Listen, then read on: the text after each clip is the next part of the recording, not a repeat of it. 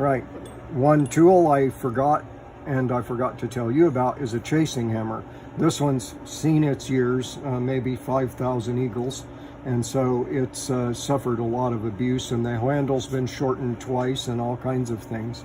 But the nice thing about these hammers, they're made for chasing in jewelry or chasing in repoussé, like the Statue of Liberty was made by, and it's an old French technique of hammering metal, thin metal down and then thin metal back out and creating a sculpture out of a sheet. So, but they're made for hitting things. That big flat face allows a lot of area when you can't see it, because when I'm stamping, I am focused in this much area is all I can see between my fingers. And my punch is up here, and it's kind of out of view a little bit. So I am a little bit using peripheral vision. You just have to learn to hit the punch.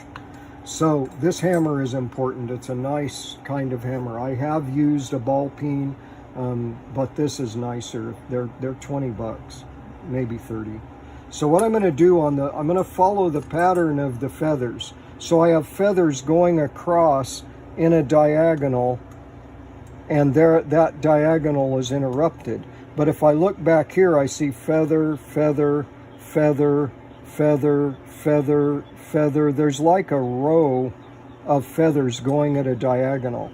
And so I'm just going to continue that. So what I'm going to do is take one of the feathers that I can still see the outline of the feather and make a hard punch. And you can see that outline that I made. And then the next one would be this one right here. So I punch it and make an outline.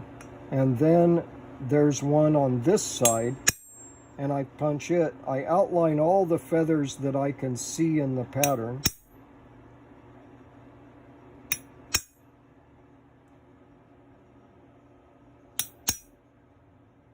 Sometimes I almost miss, hit my finger, curse.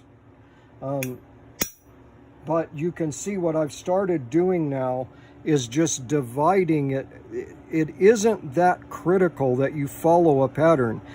Feathers aren't perfect, and these won't be either. So I'm just going to divide between, make it like shingles on a house. I don't want the lines to line up here. I want them to, but as you can see, I can choose. Like, I could put one right here,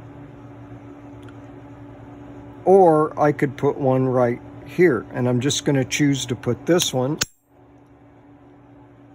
And it's kind of crooked and off, and that's fine. And then I'm going to put one right here. So I just keep looking at what pattern I've created and see how I can make a new point match the center of an oval, so that we're staggering them like scales. And so I can pick, I can go over here, or I can go to this one. You can see there's a feather, here's one, here's one. So I can divide that and finish this little feather, because what the feather looks like is this. It has a point and a curve on both sides, and then this curve. So I'm creating this shape somewhere on here. So you can see I have the same shape happening. If there's my point, and if I wrap around that point right there, then I've created a similar shape. Same thing here. And I'm having to back up for the camera, so I'm making mess here. So I'm going to get myself lined back up and do several of these and show you what I did.